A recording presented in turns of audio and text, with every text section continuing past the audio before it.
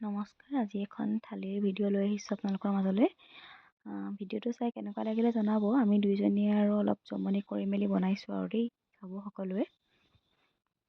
থালিখন সম্পূৰ্ণ দিয়া নাই বাৰু, অকল হাঁহ কোমোৰা বনোৱা ভিডিঅ'টোহে দিছোঁ।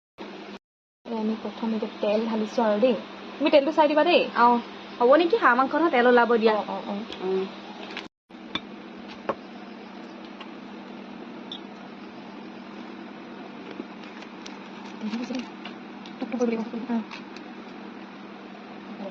মাংস বনাবলৈ লৈছোঁ, কিন্তু মাংস বনোৱা প্ৰথম বস্তুটোৱে লোৱা নাই আৰু হেতাখনকে লোৱা নাই আমি আৰু মাংস বনাইছোঁ।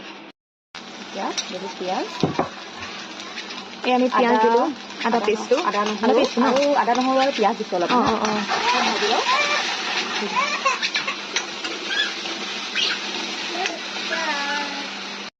পাত দুখিলা দি দিছোঁ। গোটা গৰম মছলাবিলাকে দি দিয়া নাই, মানে এইখিনি যে যিখিনি মছলাখিনি এইটোতে মানে গোটা গৰম মছলা, ধনিয়া, জিৰা সেইখিনি চব মিক্স কৰি দিছোঁ আৰু বাকী মানে পেকেটৰ মছলা ইমানকৈ দিয়া নাই। ল'ৰা ছোৱালীকেইটাও খাব যে, আৰু স্বাস্থ্যৰ পক্ষেও ভাল আৰু ন।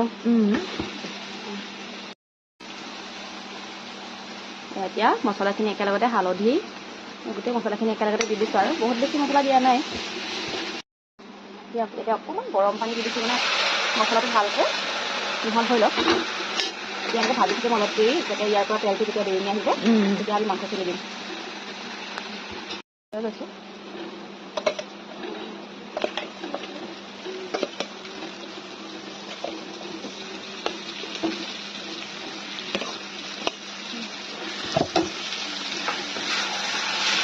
লাগি গৈছে আৰু গোন্ধটো বৰ ধুনীয়া হৈছে।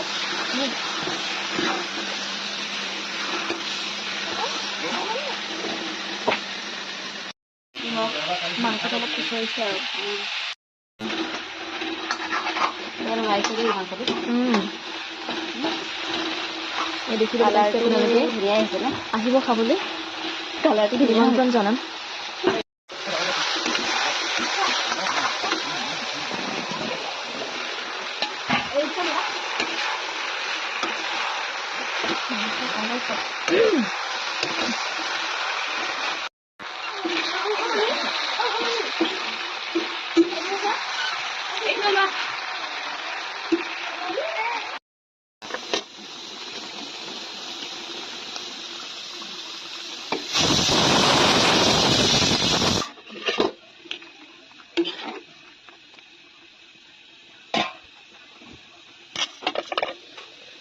আৰু আজিৰ থালিখন হ'ল এয়াই।